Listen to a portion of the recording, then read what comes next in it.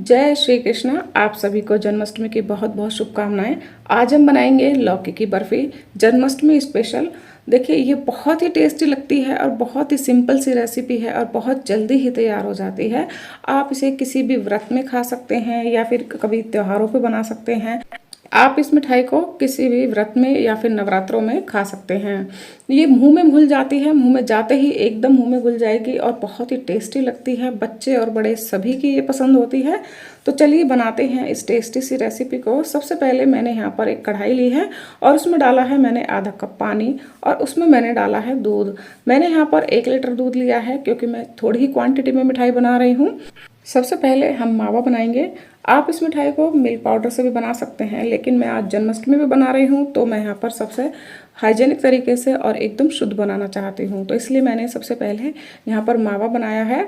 मावे के लिए मैंने यहाँ पर 1 लीटर दूध लिया है और उसको हम तब तक बॉईल करते रहेंगे जब तक कि दूध बिल्कुल मावे की स्टाइल में ना आ जाए। देखिए इसे हम इस तरीके से चलाते हुए कभी तली में ना लगे, इस तरह से इसे लगातार हम चलाते रहेंगे। शुरू में मैंने इसके फ्लेम को फुल रखा है और जब ये इस तरीके से तिहाई रह गया है, जैसे 1 किलो दूध है हमारा, 1 लीटर दूध का जब आधा हिस्से से भी कम रह जाए तब हम गैस फ्लेम को स्लो कर देंगे और स्लो फ्लेम पर हम इस तरीके से तब तक चलाते रहेंगे जब तक कि मावा इस तरीके से एकदम गाढ़ा ना हो जाए। तो आप देख सकते हैं कि ऑलमोस्ट मावा ये बन चुका है और इस तरीके से जब तक ये तली हमारे छोड़ ना दे, नीचे कढ़ाई में से निकलने ना लगे, बिल्कुल तली को बिल्कुल इस तरीके से हटने ना लगे, तब तक हम इस मावे को चलाते रहेंगे क्योंकि बर्फ़ी में हमें थोड़ा सा गाढ़ा मावा ही चाहिए। देखिए आप देख सकते हैं कि मावा बिल्कुल गाढ़ा हो चुका है।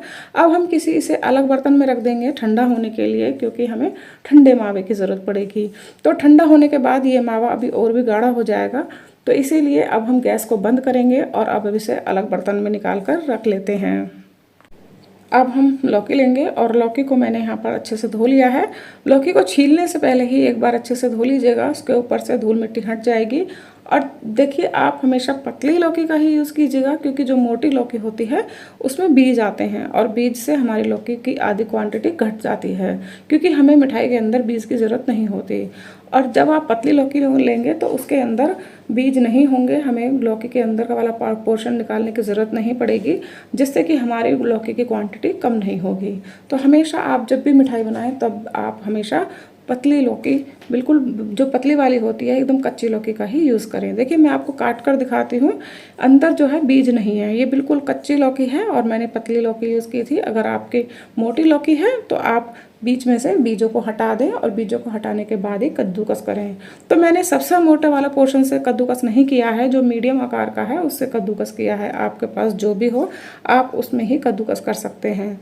तो मैंने यहाँ पर इस तरीके से कद्दूकस कर लिया है। देखिए आप देख सकते हैं कि ये मीडियम आकार का ही मैंने कद्दूकस किया है, ज़्यादा मोटे मोटे लच्छे नहीं किए हैं। सारे लौकी कद्दूकस हो चुकी है, आप देख सकते हैं यहाँ पर कितनी बारीक बारीक लच्छे बने हैं। और अब हम इसे निचोड़ लेंगे। देखिए थोड़ी थोड़ी लेते हुए हम इस तरीके से बिल्कुल टाइट हाथों से इसे निचोड़ लेंगे। इस तरीके से हमें लौकी को बिल्कुल सारा इसका जूस निकाल दें।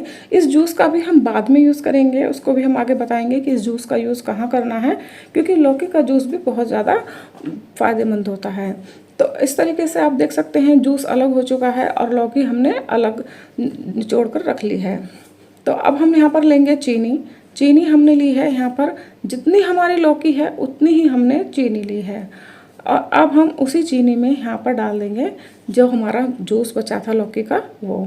तो देखिए अब इसको स्लो फ्लेम पर जब तक ये मिक्स ना हो जाए, जब तक कि चीनी हमारे इस जूस में मेल्ट ना हो जाए, तब तक हम इसे स्लो फ्लेम पर इसी तरीके से चलाते रहेंगे। तो चीनी मेल्ट हो चुकी है और ऊपर आप देख सकते हैं कि झाग आ गए हैं। चीनी जो ऊपर थोड़ा सा झाग जरूर बनाती है, जो इसका वेस्टेज है वो झाग के रूप में निकल जाता है। तो अब इन झाग को हम अलग किसी बर्तन में निकाल लेंगे। इन झागों का हमें कोई यूज़ नहीं करना। देखिए ये झाग हमारी मिठाई को ख़राब करते हैं, इसीलिए इन झागों को निकाल कर आप फेंक दीजिएगा। और अब आप देख सकते हैं चीनी बिल्कुल मेल्ट हो चुकी है। अब कहीं पर भी यहाँ पर चीनी के दाने दिखाई नहीं दे रहे हैं। तो अब इस स्टेज पर अब हम डालेंगे घिया।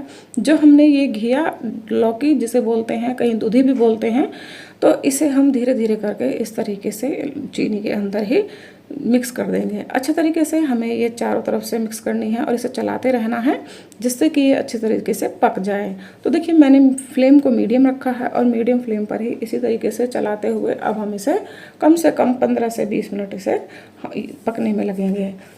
ये देखिए अब हमारी जो ये लौकी है ये बॉईल होने लगी है और इसी तरीके से बॉईल होने के बाद हम इसे कंटिन्यू चलाते रहेंगे जिससे कि ये साइडों में लगे ना। हम साइडों में से भी हटाते जाएंगे और इस तरीके से इसे चलाते जाएंगे। तो 15-20 मिनट इसे जो है हम चलाते रहेंगे और इस 15-20 मिनट बाद ये धीरे धीरे करके लौकी पक भी जाएगी और इस तरीके से गाढ़ी हो जाएगी। तो आप देख सकते हैं कि लौकी हमारी गाढ़ी हो चुकी है और जो चीनी का जो एक्स्ट्रा पानी था वो इसमें सूख चुका है।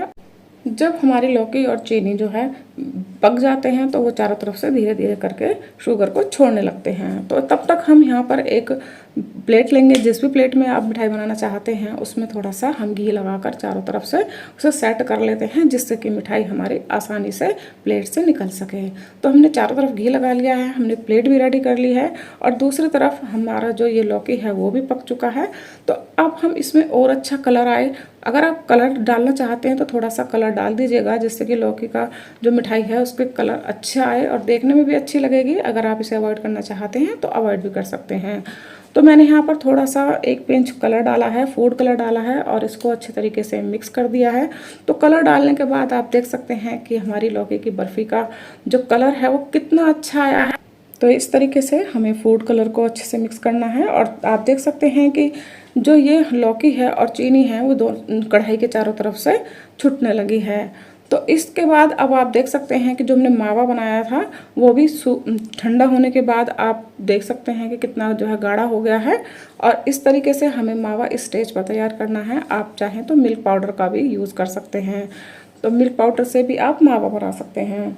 देखिए इस तरीके से मैंने यहाँ पर जितना भी हमारा मावा निकला था, 1 किलो दूध में 150 ग्राम मावा निकला था।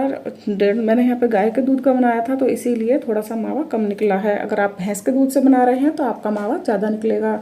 तो मैंने यहाँ पर इन सब चीज़ों को अच्छे से मिक्स कर दिया है। मैंने यहाँ पर ली थी आधा किलो लौकी और आधा किलो ही मैंने यहाँ पर चीनी ली थी और यहाँ पर मैंने जो मावा है वो 150 ग्राम निकला है हमारा, 150 ग्राम मावा का यूज़ किया है। सारी चीज़ों को अच्छे से मिक्स कर दिया है।